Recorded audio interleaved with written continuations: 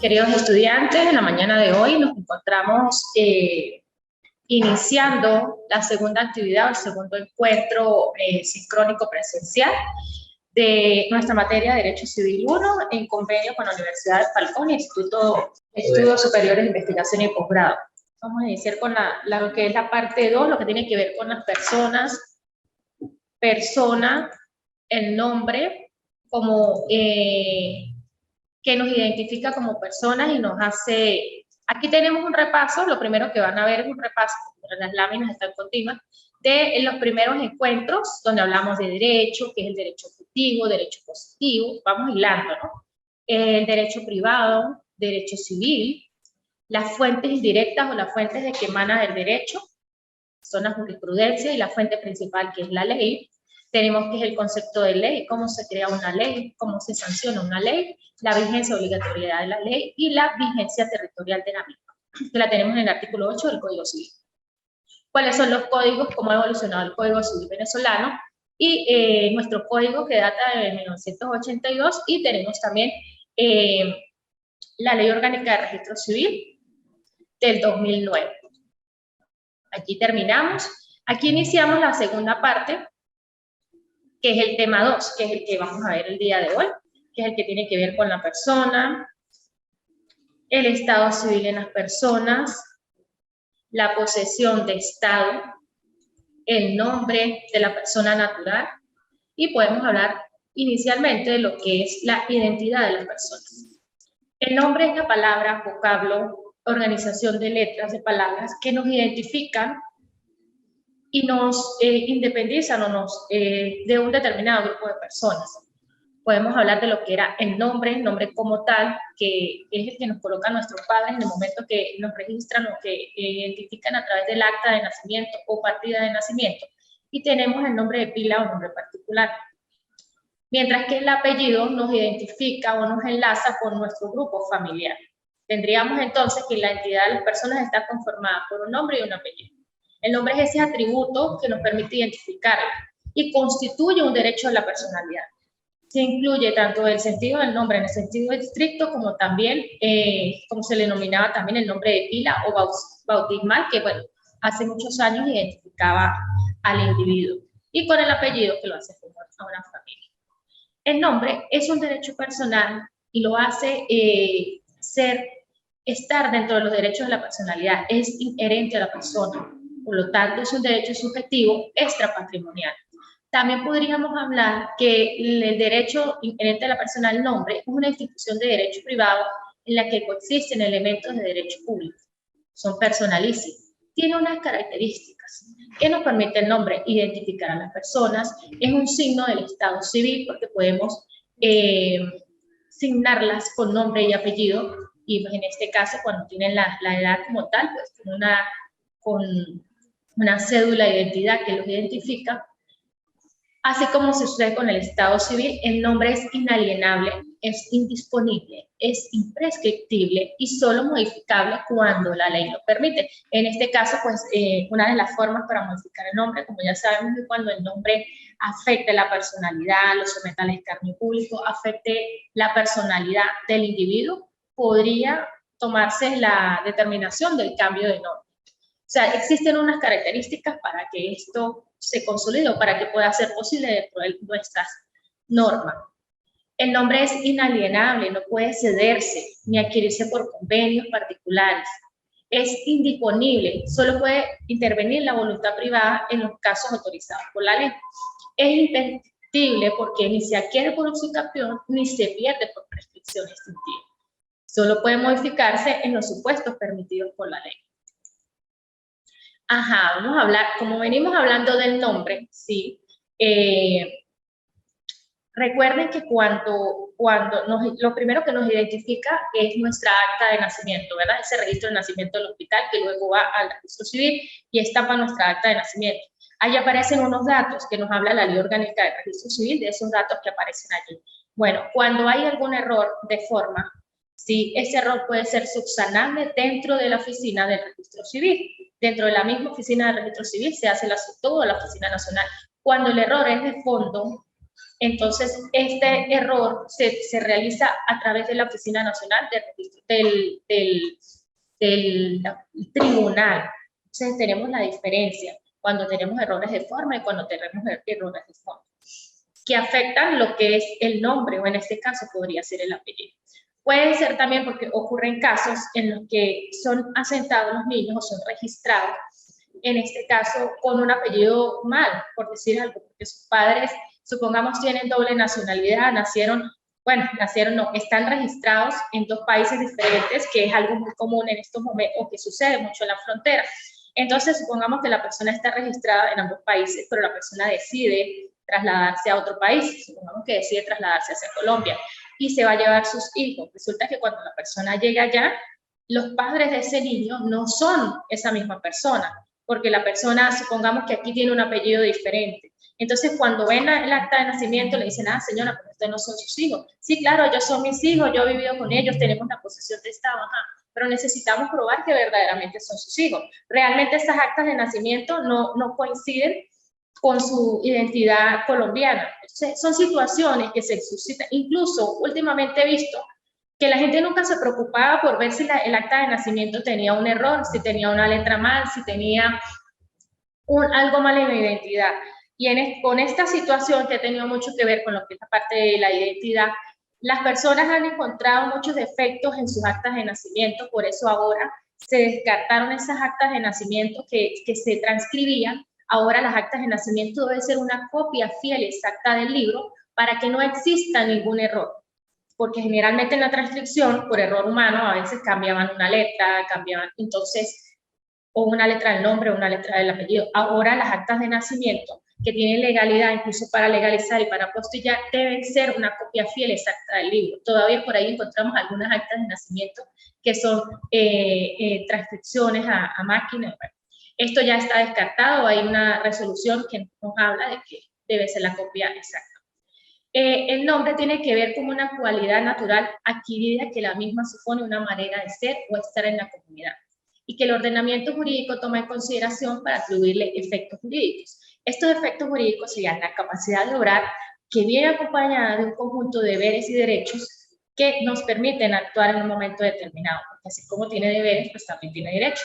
También se puede entender como ese conjunto de cualidades que posee una persona frente a su familia, que pueden producir consecuencias jurídicas. En derecho civil se considera que el estado civil se emplea en sentido restringido como el conjunto de situaciones jurídicas que relaciona a cada persona con la familia que proviene o con la familia que ha formado, en este caso, si se ha casado o está unido en unión estable de hecho, si ha tenido hijos, y con ciertos hechos fundamentales de la misma personalidad. Efectos del estado civil. Bueno, el estado civil está ligado a lo que es la capacidad de goce, que es la capacidad innata que todas las personas tenemos por el solo hecho de ser persona. Tenemos el estado civil y tenemos lo que tiene que ver con los deberes y derechos de los ciudadanos. Hay un tema fundamental importante que se trata mucho cuando tiene que ver con la parte de impugnaciones, con la parte de sucesiones. En cuanto a impugnaciones, generalmente, que es lo que más se ve, que son los de paternidad, porque la impugnación de maternidad pues no es muy común, porque el nacimiento de un niño, la maternidad se prueba con el nacimiento del niño, y qué más prueba que su mismo nacimiento, mientras que la paternidad, pues siempre existen situaciones que puedan permitir o que se pueda presentar una impugnación o una inquisición de paternidad en el caso tal de que ya no esté registrado con otros datos. En esa posesión de Estado, es ese que le da la apariencia a ese hijo o a esa persona que vive con una persona, en este caso su cónyuge, su concubino, que le da la apariencia y que goza de todos los derechos y deberes. Es esa exteriorización de los derechos y el cumplimiento de los deberes que tienen que ver con la afiliación o el estado civil. Ese muchacho no tiene el apellido de él, pero ha vivido toda la vida en su casa, es reconocido como hijo ante la sociedad y ante las personas que lo rodean. Eso es posesión de Estado. Sí, él ha tenido y eso lo encontramos dentro del Código Civil, y también hace mucha alusión cuando hacemos las solicitudes de impugnaciones o de inquisición de paternidad, siempre tocamos lo que es la posesión de Estado, que es un elemento fundamental, que debe ser perpetuo en el tiempo, que no debe ser casual, que debe ser repetitivo, que debe ser público y notorio, ¿sí? No, que todo el mundo lo reconozca como hijo, que tenga trato y fama de hijo. Y la posesión de Estado en este caso puede ser de hijo o puede ser de cónyuge. Como venimos hablando del nombre de la persona, de la personalidad, de la posesión de Estado, tenemos que hablar indudablemente de un organismo que se crea en el año 2009 porque el Código Civil necesitaba una reforma. Entonces, como no se hizo esa reforma, empezaron a salir o se sancionaron unas leyes especiales, en esta caso la Ley Orgánica de Protección de Niño, Niña y Adolescente, que viene a darle respuesta a las necesidades que para el momento existían. Venezuela ha firmado pactos y tratados internacionales en materia de niño, niña y adolescente y necesitaba actualizarse en cuanto a la normativa jurídica. Por eso surge la LOMNA y para darle respuesta a aquellos artículos del Código Civil que ya pues, tenían mucho tiempo y necesitaban ser derogados o necesitaban ser cambiados.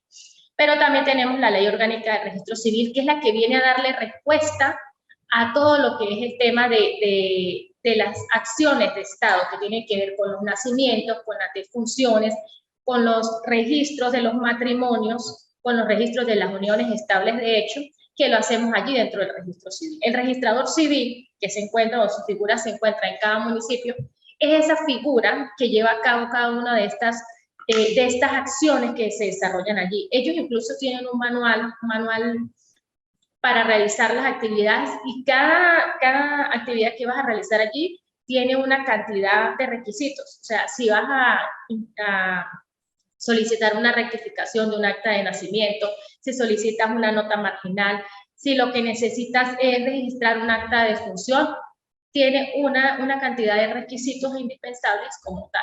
Igualmente cuando vas a contraer matrimonio, bueno, allí dentro del registro civil existen una serie de requisitos para contraer matrimonio. Si no viven en concubinato, pues deben presentar una carta de soltería. Si viven en concubinato, pues una carta del Consejo Comunal donde especifique que ya esa persona viven juntos. Pues. Ese registro civil, ¿qué es? Bueno, es la inscripción obligatoria, continua y permanente de los hechos y actos más relevantes de la vida de la persona física, tales como los nacimientos, los reconocimientos de filiación, en este caso cuando un padre reconoce a un hijo y dice es mi hijo, va y se presenta y da la manifestación de voluntad, las adopciones, porque recordemos que cuando se da el proceso de adopción, al niño se le anula el acta de nacimiento anterior y en ese momento se extingue la filiación con su familia de origen y se le estampa una nueva acta de nacimiento con los apellidos de los padres que en este caso están adoptando. El niño obtiene una nueva acta de nacimiento. Los matrimonios, que también son registrados por el registro civil, el registrador civil o el alcalde puede llevar a cabo ese matrimonio y también se registran las uniones estables de hecho. Porque recordemos que las uniones estables de hecho, que se equiparan en el matrimonio y que se especifican en el artículo 77 de la Constitución y que vienen a dar respuesta a una condición que se ha perpetuado en el tiempo, que es la condición de convivir sin estar casados. Estas uniones estables de hecho vienen a darle respuesta, pero las uniones estables de hecho deben estar registradas y si no están registradas, posteriormente deben probar que efectivamente esa persona ha convivido o ha tenido una relación de pareja con otra persona. Entonces ya tendríamos que probar. Pero también tenemos la opción de registrar esa unión estable de hecho que tiene unas condiciones y unas características que se denotan o que se realizan ante el registro civil. También se registra allí todo lo que tiene que ver con la interdicción o la inhabilitación de una persona, la muerte, en cuyo caso se generan importantes consecuencias, porque de la muerte se genera una cantidad de consecuencias que tienen que ver con el parentesco, porque empezamos en la línea ascendente y descendente sucesoral a buscar los sucesores, la capacidad negocial, la edad, el estado civil, soltero, casado, viudo. Recordemos que las uniones estables de hecho no nos generan estado civil, ¿sí? Tú estás en una unión estable de hecho y sigues siendo soltero, no altera el estado civil, mientras que el matrimonio sí. La mujer tiene derecho a llevar el apellido de casada si lo desea y aún así después de la muerte de su esposo puede seguirlo llevando. La apertura de las sucesiones, entre otros. Entonces, va a depender la apertura de la asociación de todos estos actos civiles. Entonces nosotros somos una persona, nacemos y tenemos derechos aún antes de nacer. Desde que estamos en el vientre adquirimos derechos. Yo puedo heredarle a un niño que aún no ha nacido, a un niño que está por nacer. Cuando se registra la parte del nacimiento de los niños, tocamos un tema que es la parte de lo que es la premoriencia y la conmoriencia, que es cuando, supongamos, hay un accidente y muere una familia completa, hay que identificar quién muere primero y quién muere después para poder hacer la línea sucesoral. No sabemos si la línea va a ser ascendente o descendente, entonces si hay una situación en la que mueren varios familiares al mismo tiempo y tienen una línea sucesoral, necesitamos identificar cómo se va a registrar esa línea de herencia. Entonces ahí viene el sistema de conmoriencia y de premoriencia para nosotros verificar a través de la respectiva evaluación patológica quién murió primero y quién murió después. La literatura nos dice que obviamente son mucho más fuertes los niños y tienen una condición más susceptible de resistencia que un adulto mayor o que una persona adulta, pero bueno, esos son supuestos, cada situación es particular. Y lo que tiene que ver, pues, la apertura de la asociación, que viene hilada, porque nosotros nacemos, adquirimos derechos, nos estampan un registro, en nuestro nacimiento en el hospital, lo registran y posteriormente obtenemos un acta de nacimiento que nos da un nombre y un apellido, y que nos dice que mi mamá y mi papá son fulanitos de tal. Después de que yo registro ese nacimiento, ya tengo una identidad, ¿sí? Posteriormente adquiero un documento de identidad, que es una cédula de identidad con un número que me identifica. Y empiezo a realizar actos de la vida civil. Me caso, me divorcio, tengo una unión estable de hecho, tengo hijos y empiezo a constituir una serie de situaciones, a comprar, a crear empresas, una serie de situaciones que terminan cuando la persona muere o que se extinguen cuando la persona muere. Entonces, allí es un hilo, ¿no? Vemos como el derecho civil uno va pasando por todas las situaciones de la vida hasta llegar a la muerte. Y ahí la vamos a ver ya en el derecho civil 4, que es donde se aperturan las sucesiones y vemos todo lo que tiene que ver con el tema de herencia que viene ligado. Todos estos actos de la vida civil me vienen a denotar o me vienen a dar la connotación de cómo se va a aperturar esa sucesión. Tenemos la ley orgánica del registro civil, es una ley muy novedosa, pues tiene algunos años, pero viene a darnos respuestas a muchas situaciones que se pueden presentar en la vida cotidiana y que necesitaban una oportuna respuesta. Recordemos que hace muchos años, incluso aún, vemos como en Colombia todavía tienen vigencia las partidas de bautismo que se estampaban en las iglesias católicas, en las iglesias católicas para el momento, porque pues la iglesia católica tenía mucho poder. En nuestro país pues tenemos un registro civil que registra cada una de esas actividades y lleva unos libros donde aparecen registrados de acuerdo a los años cada uno de lo que es todas estas actividades que se generan allí. Esto ya lo vimos. Órganos que realizan la actividad de registro civil. No solamente la oficina de registro civil o los registradores civiles, nosotros tenemos nuestras sedes consulares y diplomáticas de la República Bolivariana de Venezuela en los diferentes países del mundo que vienen a funcionar o que funcionan como registro civil y donde se realizan actividades de registro civil. Es la representación del país en otros países para darle respuesta a aquellas personas que se encuentran fuera del país. Acuden a las sedes consulares y diplomáticas. Ahorita podemos ver que hay una gran cantidad de nacimientos que están ocurriendo fuera del país. Que el deber ser es que esos nacimientos se registren en las oficinas consulares y ellos envíen esas copias para las oficinas de registro que le corresponden. Pero pues eso no se cumple del todo. A veces tú llegas aquí a la oficina del registro y pasó porque tuve un caso, una situación de un niño que nació en Ecuador y aún después de 4 años el acta de nacimiento todavía no ha llegado a la oficina de registro que le corresponde. Entonces, los padres pues hicieron una inserción de esa acta y pues permitieron registrar a la niña aquí, pero pues eso lleva un protocolo donde dice que le otorga la nacionalidad venezolana porque es hija de padre y madre venezolana, pero nació en el extranjero. Entonces, vemos que tenemos la representación de los registradores civiles y las oficinas consulares y diplomáticas que tienen también función de registro civil. Continuamos. ¿Alguna pregunta? ¿Cómo vamos? Estoy hablando muy rápido. Buenos días, profesora, Buenos días. disculpe.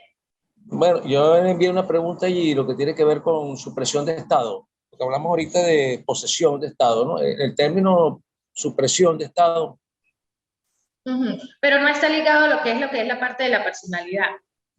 Posesión es lo que tiene que ver con la persona que hace vida, que ocupa un lugar, un espacio dentro de un determinado espacio, un hogar, una familia, dentro de una situación particular y que le permite o le da una serie de derechos en la parte sucesoral, especialmente, incluso también se ve con las uniones estables de hecho. Tú tienes que probar que efectivamente tú has convivido con esa persona, que has tenido una relación y que han estado unidos y que eso es público y notorio. ¿Sí? Lo que tiene que ver con la posesión de Estado. Y la supresión consiste en otra cosa, es privar a la persona del estado civil.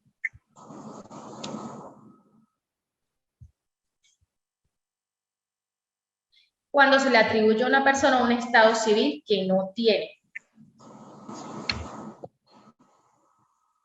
Es privar a la persona del estado civil.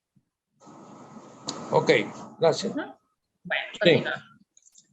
Ajá. Actividades que deben inscribirse en el registro civil, los actos y hechos jurídicos que se mencionan a continuación. Aquí tenemos todas las actividades que se registran, valga la redundancia, en el registro civil. Los nacimientos, la constitución y la disolución de los vínculos matrimoniales, o sea, el matrimonio y el divorcio, el reconocimiento, constitución y disolución de las uniones estables de hecho, la separación de cuerpos, la filiación, la adopción, la interdicción e inhabilitación, la designación de tutores o tutoras, curadores o curadoras y consejos de tutela, los actos relativos a la adquisición, opción, renuncia y pérdida y recuperación de la nacionalidad. Allí estamos ligados también a la ley de identidad y ciudadanía. Es una ley que tiene que ver con la parte de identidad. No es muy común, casi no se escucha, pero en el área de registro civil sí se maneja, y en el área de las sedes consulares diplomáticas, porque tiene que ver con la parte de la nacionalidad, adquisición de la nacionalidad y renuncia a la nacionalidad. Todo venezolano puede renunciar a la nacionalidad en el momento que lo desee. Hace una manifestación de voluntad basándose en la ley orgánica del registro civil, donde tiene un artículo que nos habla de la renuncia a la nacionalidad, y también en esa ley de identidad. También se puede registrar la nulidad de un acta de nacimiento. Yo lo decía ayer. Supongamos que la persona, porque vive en la frontera, fue registrado en ambos países, que era una cosa común en frontera. Tenía 2 actas de nacimiento. Bueno, esa persona puede solicitar la nulidad del acta de nacimiento que carece de veracidad. Incluso el artículo que nos hace mención a la nulidad de los actos de nacimiento, que creo que la renuncia a la nacionalidad la tenemos en el artículo 135 de la Ley Orgánica de Registro Civil. Y tenemos también lo que tiene que ver con la rectificación de las actas de nacimiento, que lo tenemos en el 144 y en el 145. Como les explicaba hace rato, tenemos 2 formas de rectificarlas, en la sede administrativa y en sede judicial.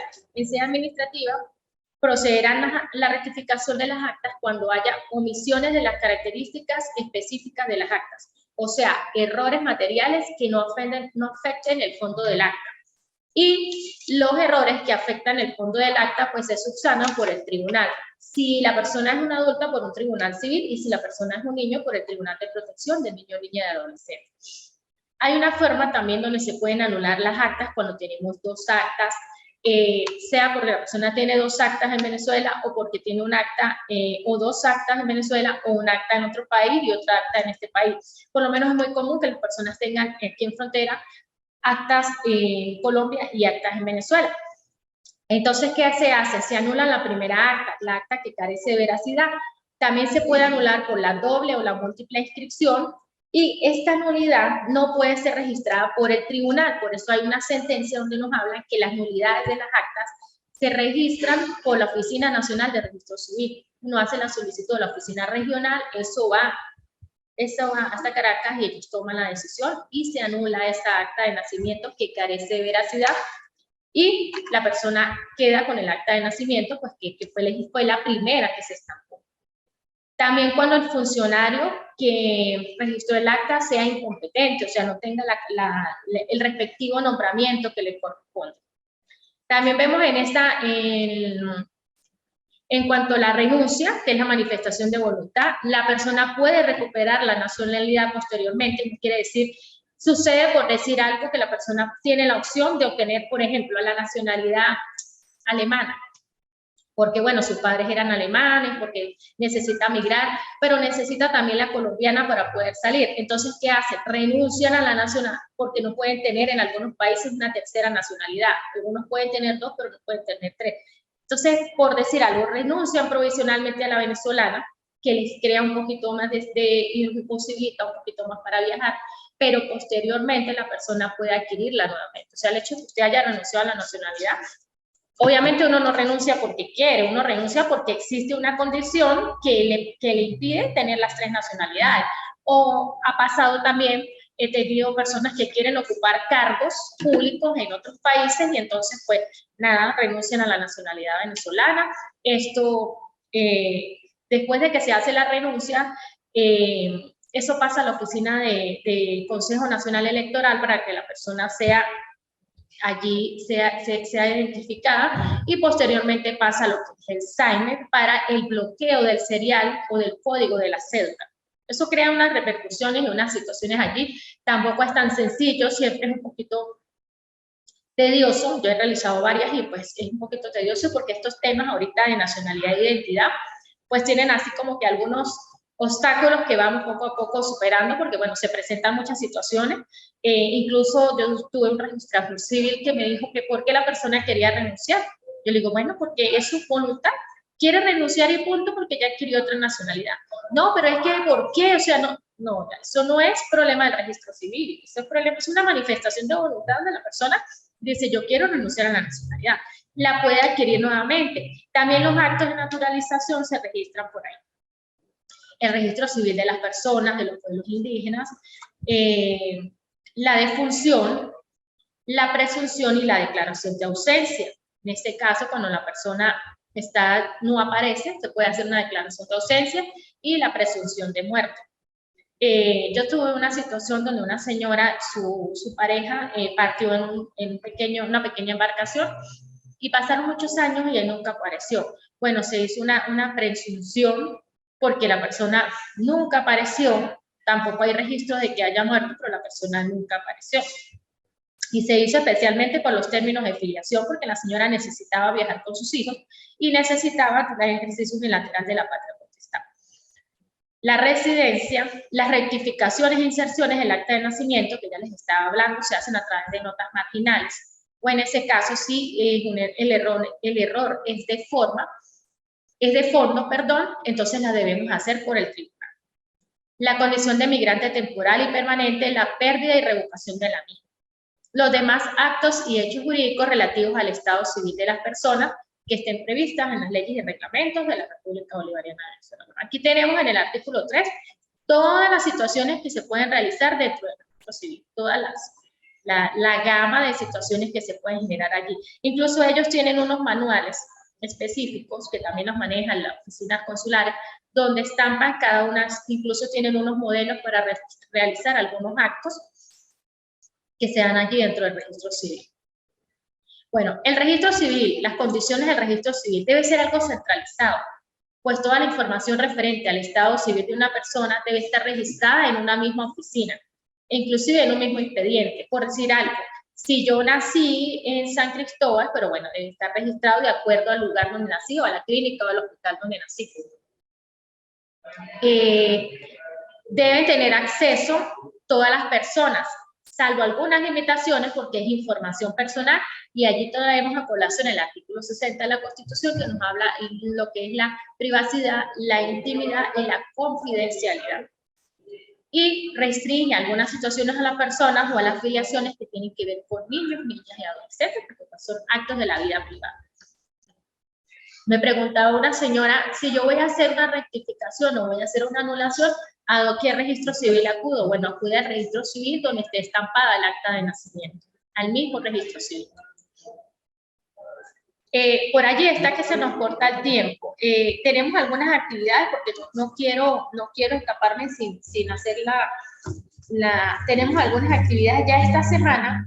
Van a tener nota de las actividades que tienen registradas o que están registradas en plataformas que ustedes ya han entregado.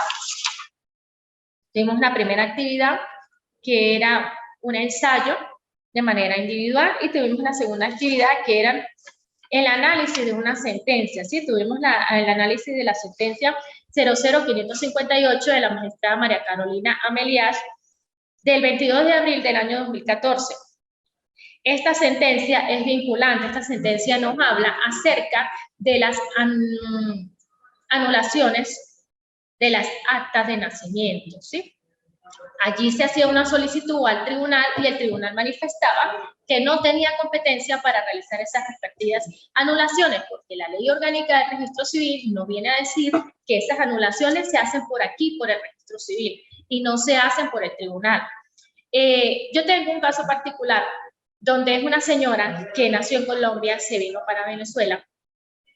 Aquí, como necesitaban que tuviese nacionalidad venezolana, su padre colombiano buscó una señora venezolana y manifestaron la voluntad de que esa niña había nacido, imagínate, fue una presentación extemporánea, la presentaron cuando la niña tenía 12 años, la presentaron en Caracas, esa señora le dio el apellido, entonces la niña quedó aquí en Venezuela con su apellido del papá, pero con otra mamá, supongamos así, hablándolo así, con otra mamá. Bueno, pasaron los años, esta niña creció, obtuvo cédula de identidad, se casó, tuvo hijos, y cuando ella tuvo sus hijos, ella los registró con esa cédula venezolana. Pasó el tiempo, hoy en día esa señora vive en la hermana República de Colombia y quiere registrar a sus hijas, y sus hijas no son sus hijas, porque ella en Colombia tiene otro apellido y su mamá es otra. Y ella no pudo haber nacido en Venezuela y no pudo haber nacido en Colombia. Ahora, la señora no puede darle la nacionalidad a sus hijas porque ella no es la mamá. Entonces nos hacíamos la pregunta, ¿será que hacemos una inquisición de maternidad o solicitamos una impugnación de maternidad? Porque tenemos que probar que efectivamente ellas son sus hijas. Pero como todo tiene un enlace, entonces, ¿qué es lo primero que hay que hacer? Bueno, lo primero que tuvimos que hacer fue anular la nacionalidad venezolana, o sea, anular el acta de nacimiento que generó todo el problema, que es esa acta que estaba registrada en Venezuela, donde decía que la señora María Pérez era venezolana. Entonces, se anula esa acta de nacimiento, obviamente por la oficina del registro civil, donde está estampada el acta de nacimiento, y encima de todo está en Caracas. Se anuló esa acta de nacimiento, se explican las razones de hecho y de derecho por cuál se va a anular el acta, se prueba con documentos debidamente legalizados y apostillados colombianos que la señora nació en un hospital, que la señora está registrada primero, porque primero se registró el nacimiento en Colombia. Esto priva, el primer registro priva sobre el segundo registro. Se prueba que sus padres son colombianos, que fue bautizada en Colombia, sus padres son casados en Colombia, que han vivido durante muchos años en Colombia.